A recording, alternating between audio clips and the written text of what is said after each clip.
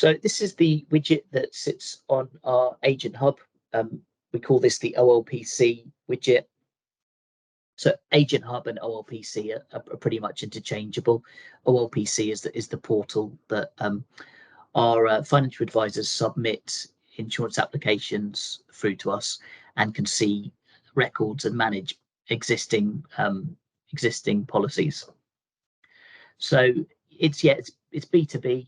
It's for advisors and it's on an authenticated site that is Agent Hub or OLP Connect. The widget is triggered through clicking the help button.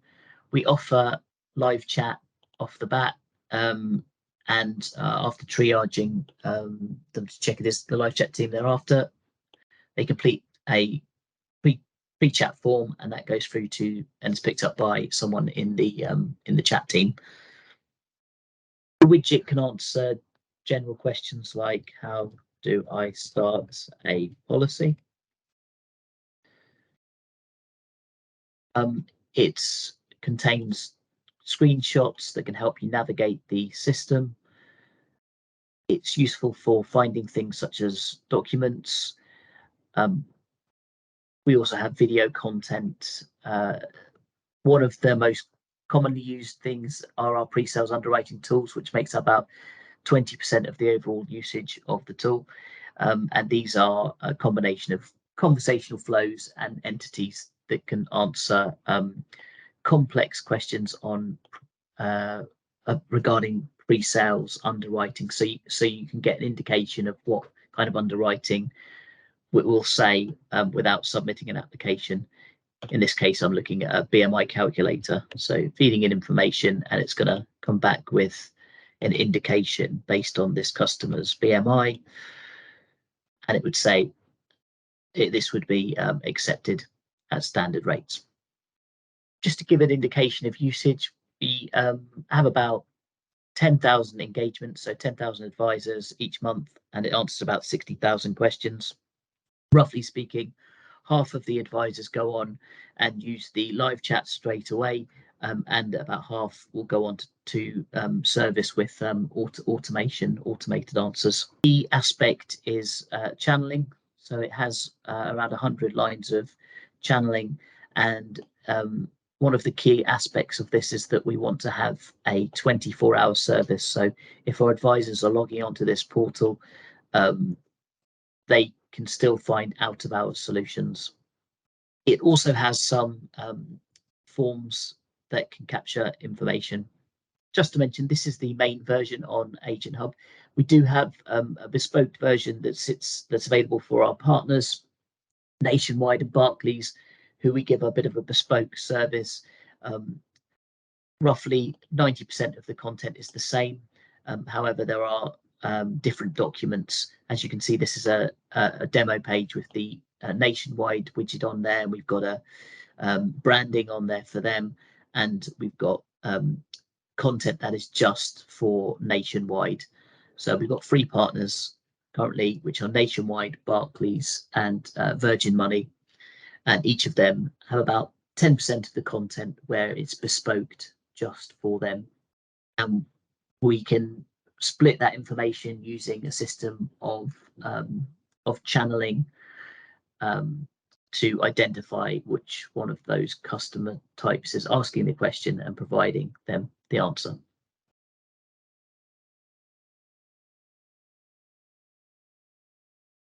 Hello, this is a short video to talk about our Advisor Center widget.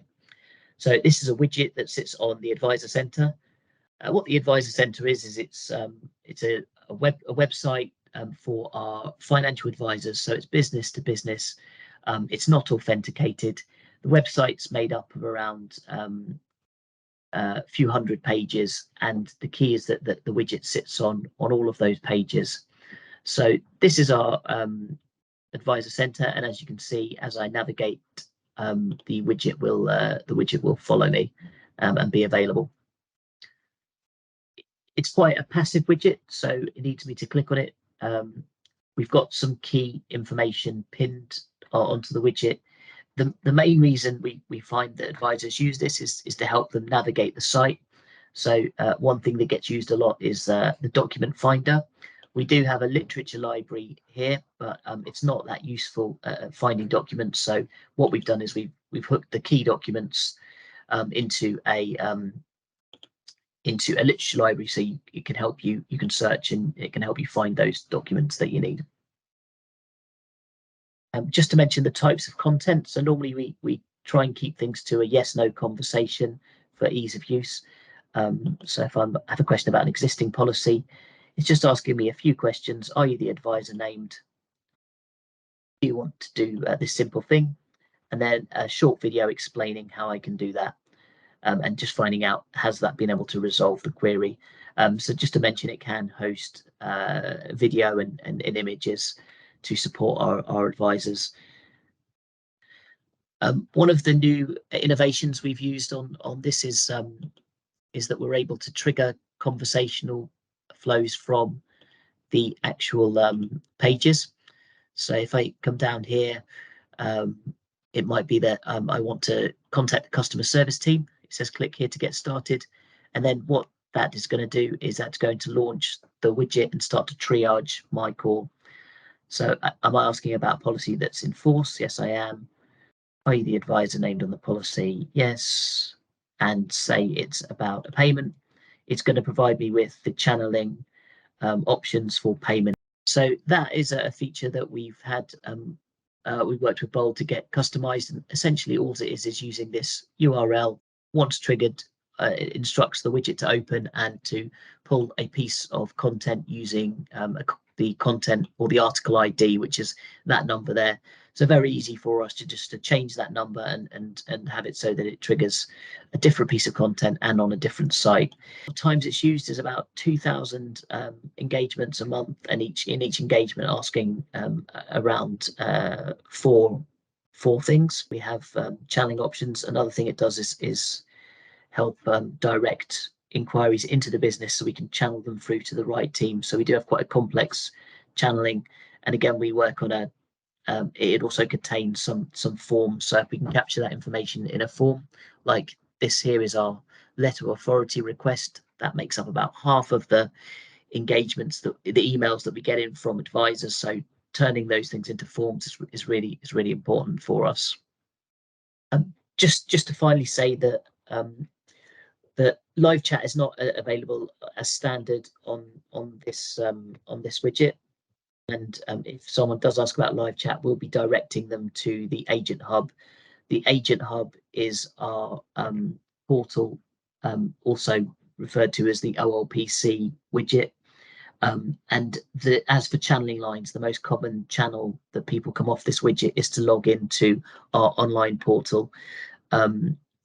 So if they're asking questions about how do I submit business, we'll be directing them to the online portal, and that is the OLPC widget for advisors that I'll be talking about as well.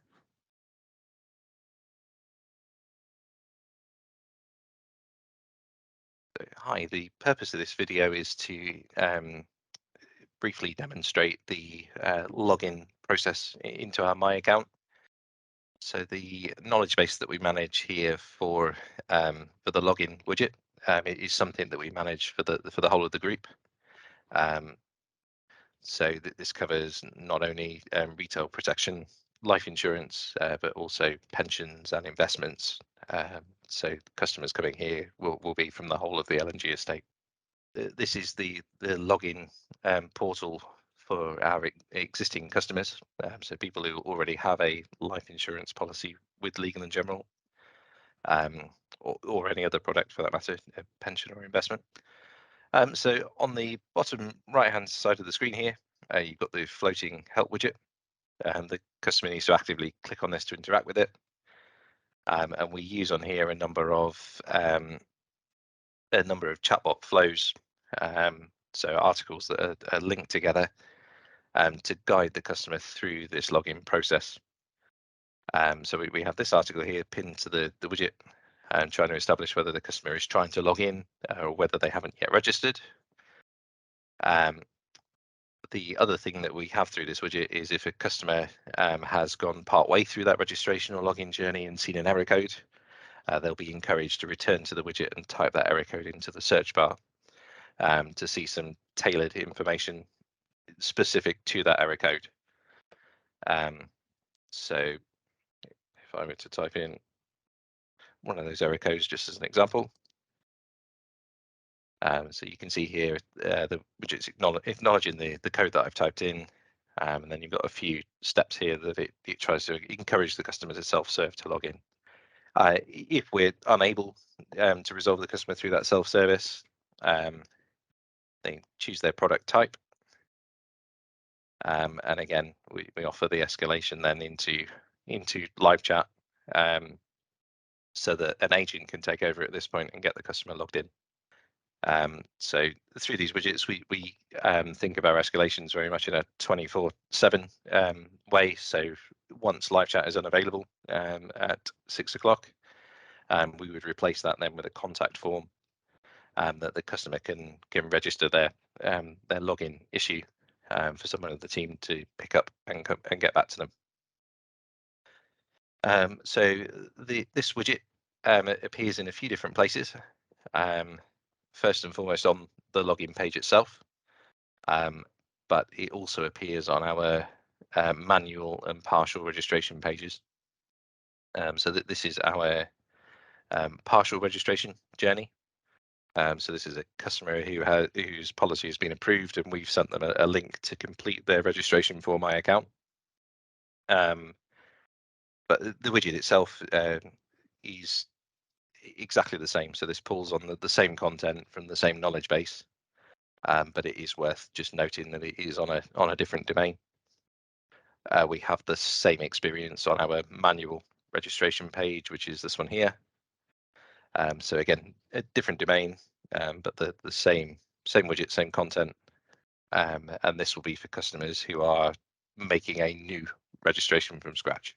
So what I'll do now, I will log into my account and show you the functionality that's on there.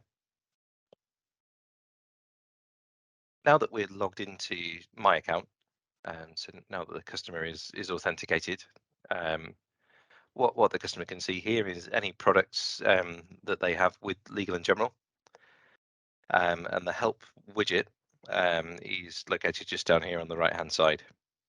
So the customer has to actively click on the button to expand the widget. With the setup as it exists today, what the customer first sees is these options here, and this allows the customer to jump between life cover help, which is the knowledge base that we manage within retail protection.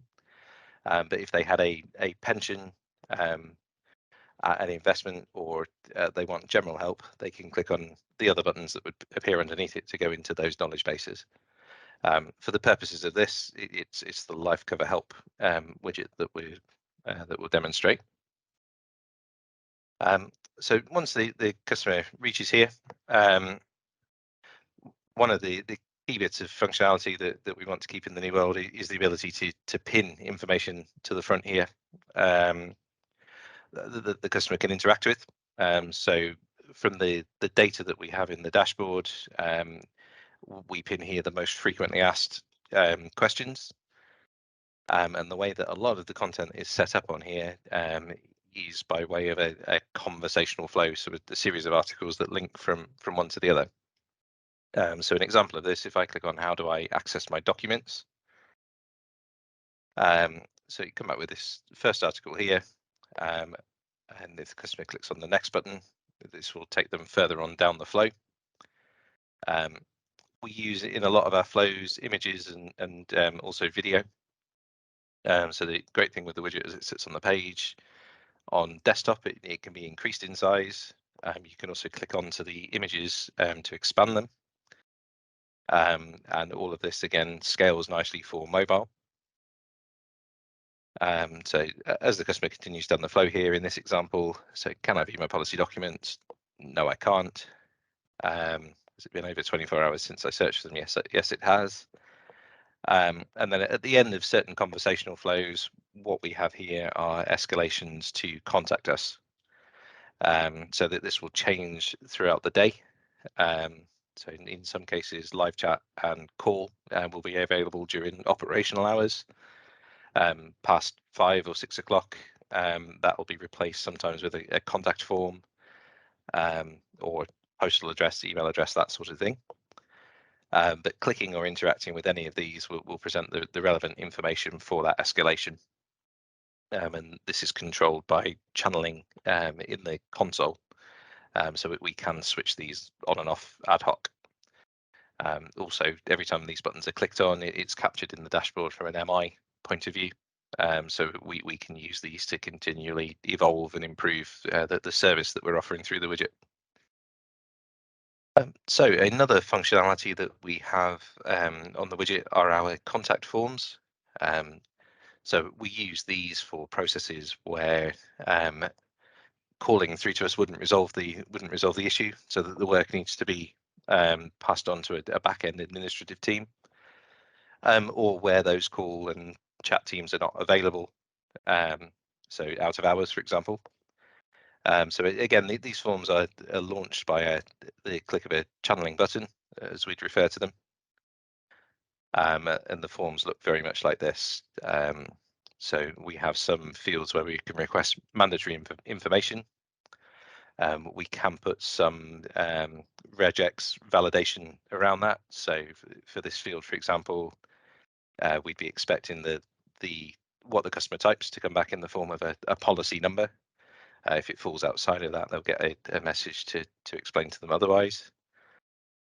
And in some cases, so where the customer is choosing an option, if they choose specific options off of those drop downs, we can present other fields off of that choice. So we can expand and contract the form in that way. What the forms also have the functionality to do is to securely upload documents.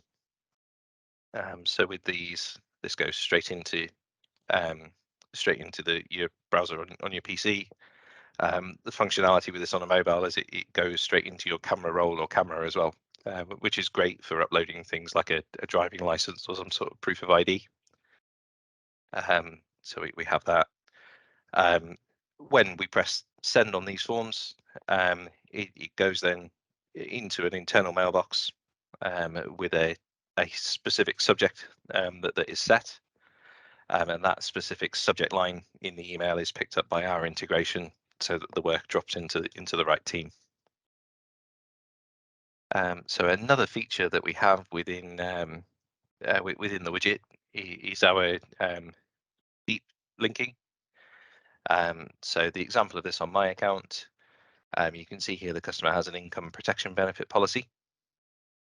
And that income protection benefit policy includes a number of different benefits. So if the customer clicks into those, you can see them listed here.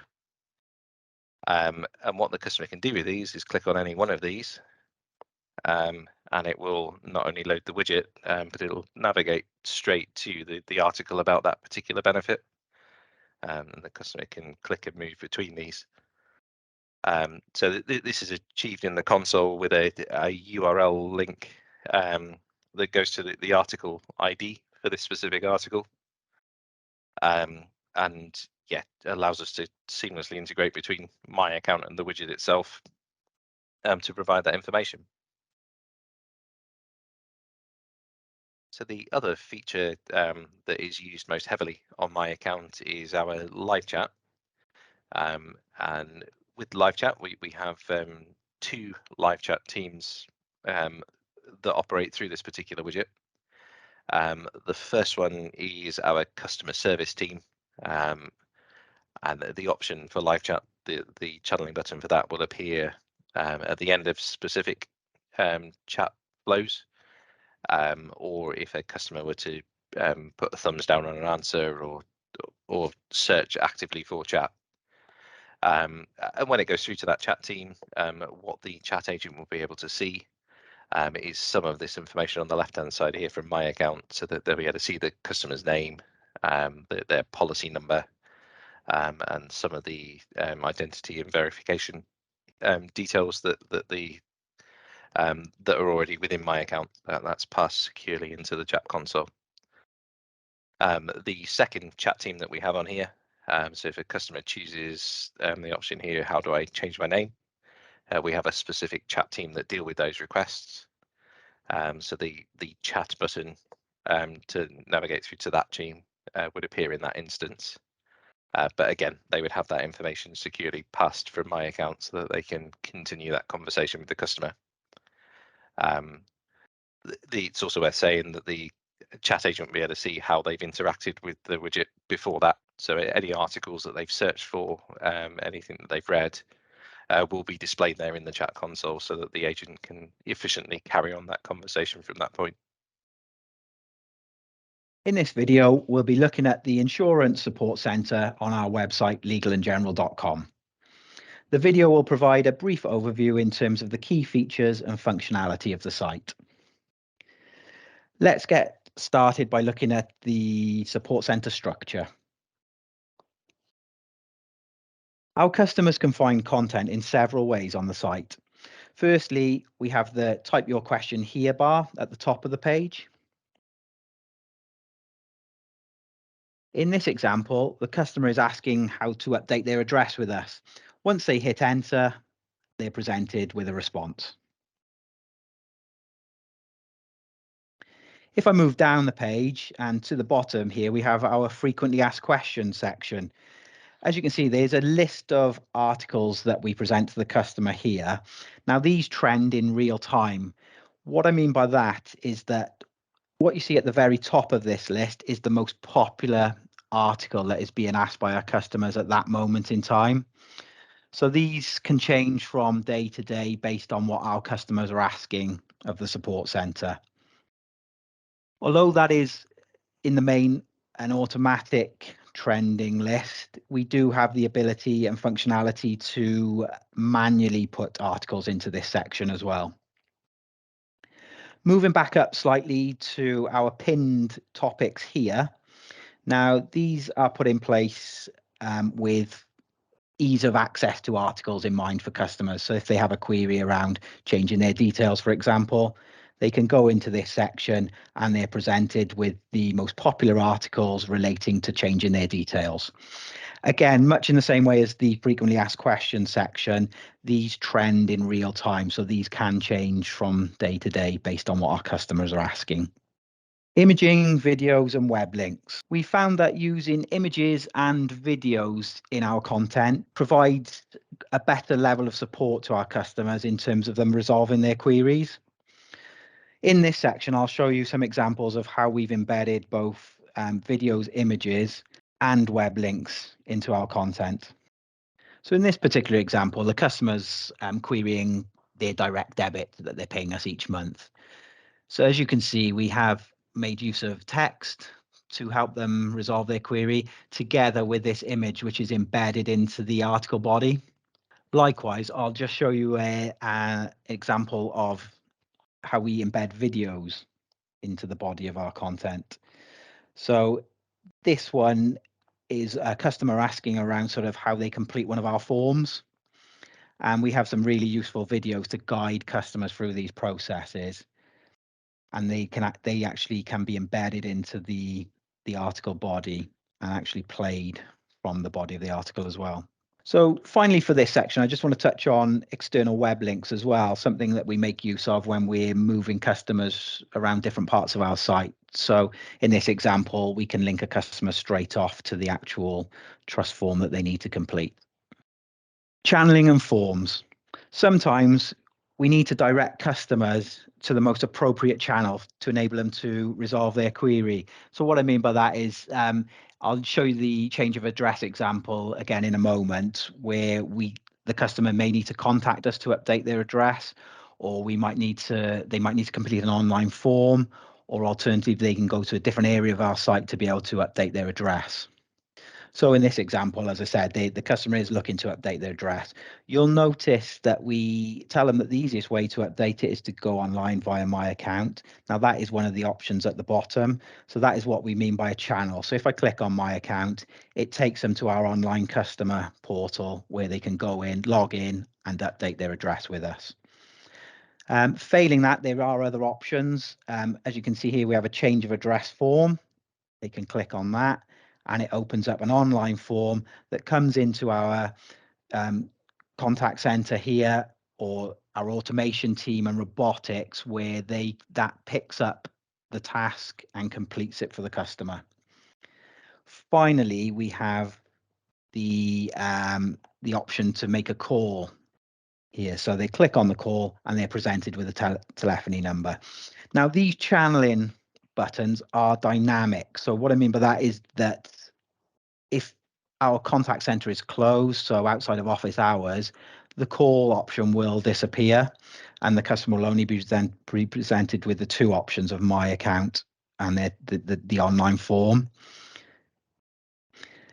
Again, the telephone number as well. What we get from these channeling buttons is we do have the option to sort of find data in the background as well, so we know exactly the behavior of our customers. So in this example, we can get sort of volumes, how many customers are actually going to my account to complete an action, how many are filling in a form, and how many are actually calling us. So it's really insightful in that respect.